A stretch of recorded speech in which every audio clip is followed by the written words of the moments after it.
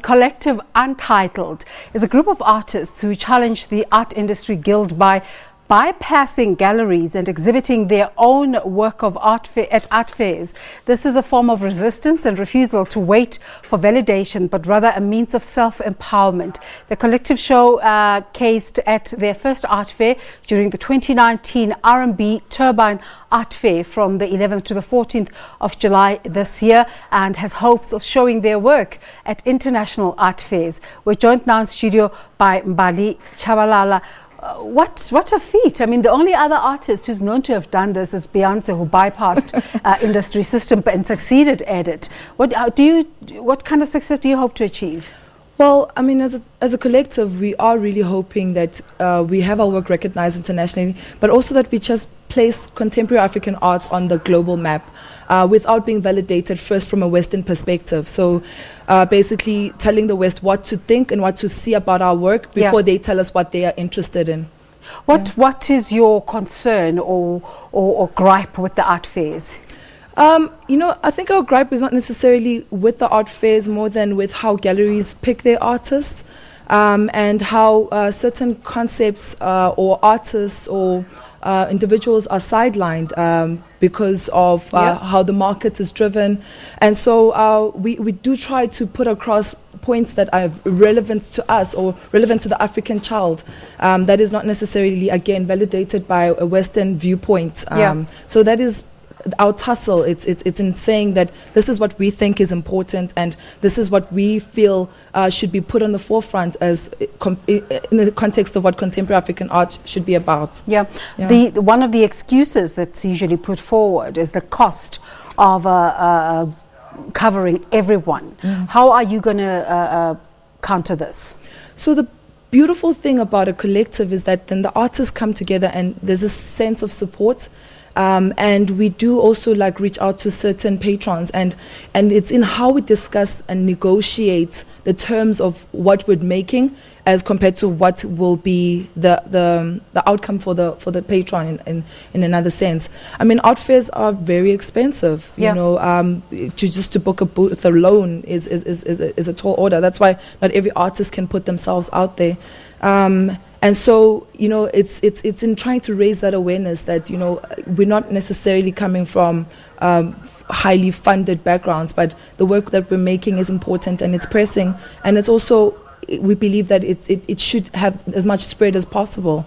So it's in creating those connections and those networks with the relevant people, and then who allow us to actually put across our own work. How did the idea come about? The funny thing is that collectives aren't a new idea. Collectives have existed. I mean, if you look at some of the collectives for instance, in Cape Town, Google Collective, amongst others, and the concept behind each art collective becomes different on the basis of what the objectives of that of that collective is. So our collective is really centered around showcasing our work on art fairs, and particularly because we believe that that is a good point to start by exposing the work to a market that might not necessarily be an art collector or a gallerist, or it's just an ordinary person who's just bought their ticket for 150 rands or 180 rands, who's bringing their family in, and then they get to be the first-hand judge as to what the art looks like and how they feel about the work as compared to them being told what they should be looking at from a gallery perspective. When you say art fairs are expensive, is this from the perspective of the artist or the people who are supposed to come in and view and hopefully buy the art?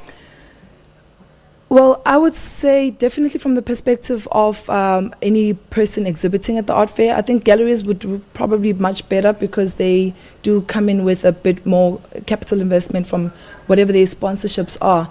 But from an emerging artist perspective, you don't have anything between 40 to 60,000 rands just laying around for you to book a space at an art fair and to cover the logistics. So from that point of view, then that's where I refer to the expense of the art fair. So you've just had this recent run. How did that go? I think it went incredibly amazing. We had such a positive, a positive feedback from the public in general, and otherwise Also from the galleries, which was quite surprising because we are trying to find out, wiggle our way. Everybody's looking for solutions, right? Yeah. And but we did really get, and also just like how the Turbine Art Fair accommodated us as a young collective, that was quite amazing. Yeah. So how does it work? Are you saying that in an exhibition where there would be one artist, in that particular corner there's several artists belonging to the collective? Is that how it would work? Our collective functions on the basis of, we currently have 3 artists, including myself. So it's Kutlwano Munyai and Ndinkumbule and myself, Mbali Tshabalala.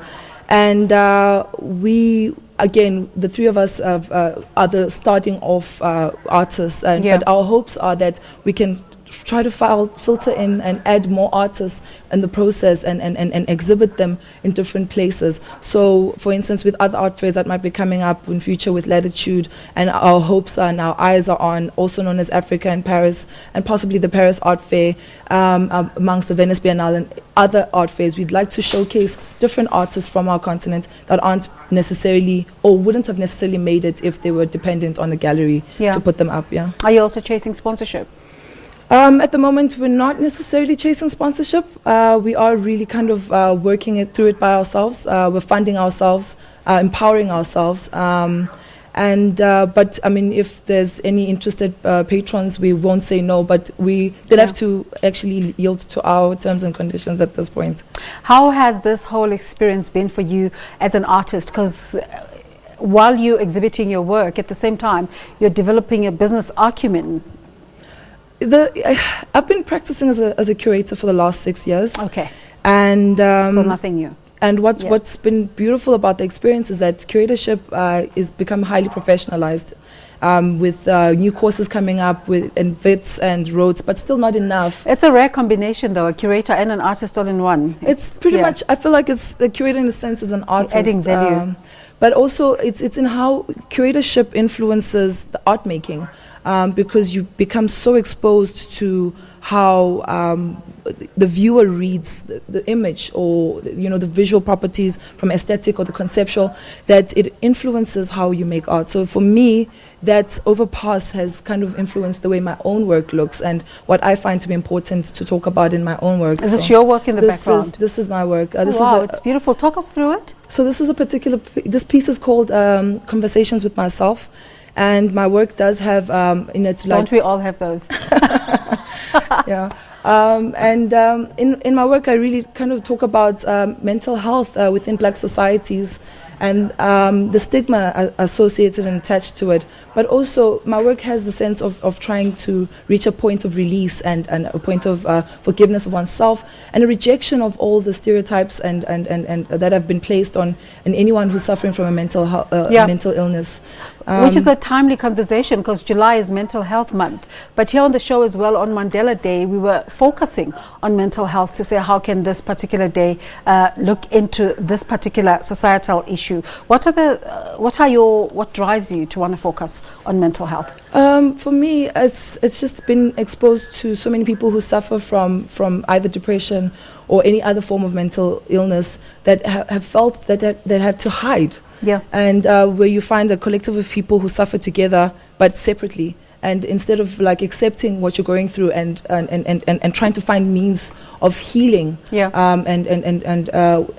mean, if you've seen like the last professor who just passed away a few months ago from UCT, who's very celebrated, and he committed suicide. We're dealing with such issues, and in fact, in our communities, it's frightening. It's like, what do you mean you're depressed? Like, like there's pap, go eat something, and like, it's like there's this dismissal of depression and mental issues in our community that is frightening because it's so widespread. So many people are suffering from it. So unfortunately, that's where we're going to have to end it. But Mbali Tshabalala, thank you so much, and all the best in your Untitled project. Thank you so much. Mbali Tshabalala is a part of a group of artists who are finding their own way in the world of art. Let's take a look at your weather prospects.